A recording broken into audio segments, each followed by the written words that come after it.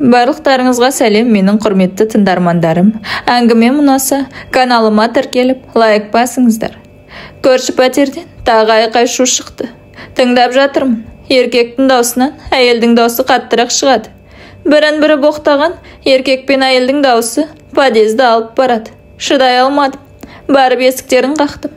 Өткені бұл отбасыны танимын. Мұнда көшіп келгендеріне көп бола қойған жоқ. Күйеуінің аты Шалқар, әйелінің аты Ақмарал еді. 2 баласы бар. Шалқар таксист. Таң атпай, жаман нексиясына мініп, қоқайып кетіп бара жатады. Кешке келе жатады әйтеуір. Ақмарал, былайша айтқанда, үйде отыратын әйел. Байқаймын, жиі ұрсатын болыпты. Ондай жанжал туған кезде Шалқар қашып біздің үйге келеді. Темекі сұрап тартады. Оны мұны айтып, мыжып отырғаны. Әйелінің ашуы басылдау дегенде ғана үйіне барады. Бірақ бүгінгі дау бұрынғыдан бөлек сияқты. Содан кейін ғой, шыдай алмай есіктерін қаққаным. Есікті Ақмарал ашты. Бұрқылдап сөйлеп жүр. Сүмелек, мені сондай әйел көреді екенсің ғой. Төсекте айт бүйт дегендеріңді көшеде танысқан салдақыларыңа айт. Соларға бар. Бұл несі? Төсекте маған алай жаса, бұлай жаса дейді. О, сорлы. Белің дұрыс жұмыс істемесе, менің кінәлімін бе? Мына бір кітапты алып келіпті. Оқы, үйрен дейді. Жасым 35-ке келгенде бұндай кітап оқып, позаларды үйрену қалыпты маған. Өй бейшара, оданша ақша табудың жолын қарастырсашы, деп бір кітапты ашылған есіктен подъезге лақтырып жіберді. Жүр бауырым, келіннің ашуы басылғанша біздің үйде отыра тұрайық, деп Шалқарды үйге шақырдым. Еңкейіп жерде жатқан кітапты да алдым. Кітаптың аты төсек ләззаты деп аталады екен. Күліп жібердім. Себебі Шалқар әйелім қанағаттандырмайды. Төсекте кескен томардай жатады да қояды. Өтірік болса да жыныстық өмір кезінде құшақтап, аймаласуды да білмейді, деп жақында ғана сыра ішіп отырып, бар сырын ақтарып салған. Шамасы, мына кітапты тауып әкеліп, әйеліне оқытпақ болған сияқты. Дау содан шықса керек. Шалқар екеуміз аулаға шығып, темекімізді тұтаттық. Өткенде айтып едім ғой, төсекте әйелме қанағаттанбаймын деп. Әйтейік, бүйтейік десем, оны қайдан білесің? Біреумен жатып жүрген секілдісің ғой, деп тап береді. Жаңа естідіңіз ғой, мен ондай әйел емеспін дейді. Мына бір кітапты таныстарымның үйінен алып, осыны оқышы, бәлкім төсектегі қарым-қатынасымыз түзелетін шығар десем, шу шығарды, деп Шалқар налый сөйледі. Білмеймін не істерімді. Расында, сондай әйелдерге барып, құмарымды анда-санда тарқатып тұрсам ба екен? Әлде төсектің қырсырын жетік білетін бір көңілді ұстау керек пе? Бұлай жүре беруге болмас, деді тағы да ол. Үндеген жоқпын. Өзге отбасының жыныстық өмірі жайында не айтуға болады? Білмедім. Тек Шалқар белгілеп қойған кітаптың беттерін парақтап, көз жүгірттім. Мынандай жолдарды оқып қалдым. Кез келген әйел өз ер азаматын жүрегімен барынша сүйетін болса, ал ол оны жыныстық тұрғыдан да бақытты ете алуға тырысуы тиіс. Өйткені өмір бір бақытта жүретін көш емес. Бұл екеуі ара келісіп, жыныстық өмірді қызықты да тартымды етудің жолдары. Жыныстық қатынасты сәтті аяқтай алмаған еркекке сен еркек емессің дегеннен ауыр сөз жоқ. Бұл ер азаматтың сізге енді қайтып барынтасын салып, жыныстық өмірге баруға кедергі болады да тұрады. Мұндай қателіктен аулақ болғандарыңыз абзал.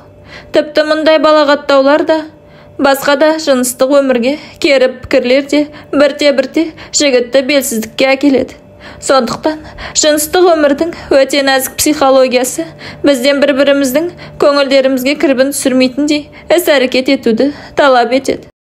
Адамдар арасындағы мұндай сауатсыздық, төсек ләззатындағы мәдениетсіздік қауышудың кейбір жақтары таза емес деген ойды көкейімізге ұялатқан. Ол жөнінде жұбайлар арасында ашық айтып, пікір алысу, бұл тәсілді немесе әдетті кімнен көріп үйреніп жүрсін деген күдікті сауалдың туынан қашқандықтан жиі болады. Олар өздерінің жыныстық талап тілектері жөнінде бір-біріне айтудан тіпті қорқады да. Өйткені бірін-бірі кінәлап, тіпті ара қатынастары бұзылуы мүмкін деп ойлайды. Бір-біріңізге төсек ләззатында көмектесуге тырысыңыздар. Себебі бұл ләззат құлашыру екеудің тірлігі. Сондықтан тек қана еркек немесе әйел осы істі басынан аяғына дейін атқарып шығуы керек деп ойлау тым қате. Сіздер бір-біріңізді қанағаттандырып, құштарлықтарыңызды қоздырып, бірге қанағат табуға, құшырларыңызды қандыруға тиіссіздер. Сіздің еріңіздің сізге төсек тоятын сыйлай алмауының бірнеше себептері болуы мүмкін. Мүмкін бұл оның кінәсінен немесе екеуіңіздің де кінәңізден болуы мүмкін. Бірақ қалай дегенде, сіз ғана бұл жағдайға ықпал ете аласыз. Әйелдің кескен томардай серейіп жатпай, еркектің қимылдарына өзі де жауап беріп, оның аспабына қарсы өзінің асыл тұңғиығын тосып, қарсы қимылдармен көмектескені жөн. Кейбір әйелдер аяқтарын көсілтіп, өзінің кәусар бұлағына еркек ұлы мүшесін бойлата кіргізсе болды деп ойлайды. Қайталап айтамын, бөкселеріңізбен адуынды жұмыс істеп, еркектің аспабына өзіңіздің асыл тұңғиығыңызды тоса қимылдауыңыз қажет. Егерде әйел мұндай қимылдарды ұят санаса, қимылдамастан төсекте тыныш жатса, онда жыныстық қауышудың әншейін жұбайлық борыш ретінде ғана болғаны. Және ерте ме, кеш пе, еріңіздің сізбен жасалатын қауышудан тоятала алмағандықтан, басқа жерден ләззат іздеуіне сара жолды салып беруіңіз мүмкін. Тіпті ол өзге әйелге кетіп қалуы да ықтимал емес. Сондықтан, төсекте тояталу шеберлігін меңгере білу, ер адамның сүйіспеншілігін еселеп арттырып, оны өз жаныңызда ұстаудың бірден бір көзі болып табылады. Сол себепті көрпе асты ойынын өзгертіп, өзіңіздің жұбайыңызды құшақтап, аяқтарыңызды айқастырып, оның ырғағына қарай қимылдасаңыз, жаныңыз жай тауып, керемет ләззаттанып, рақат шыңының ұшар басына шығасыз. Бұл кітап осылай дейді. Мұндай дәлелді дүниеге ешкім дау айта қоймас. Қажет кітап. Расында қуаты сыртқа теуіп тұрған еркектердің жарынан немесе сүйгенінен неге теріс айналып, өзгеге ынтық болатыны түсінікті болды. Әйелдің кінәсі, егерде әйел төсекте күйеуінің ыңғайына жығылып, оның ләззат алуына, өзінің де ләззат алуына жағдай жасаса, ешқандай еркектің бөтен қатынға бармасы анық. Сіз не дейсіз? Сіз әйеліңізден ләззат ала аласыз ба? Сіздерше, әйелдер қауымы, күйеуіңізді төсекте риза етуге даярсыздар ма?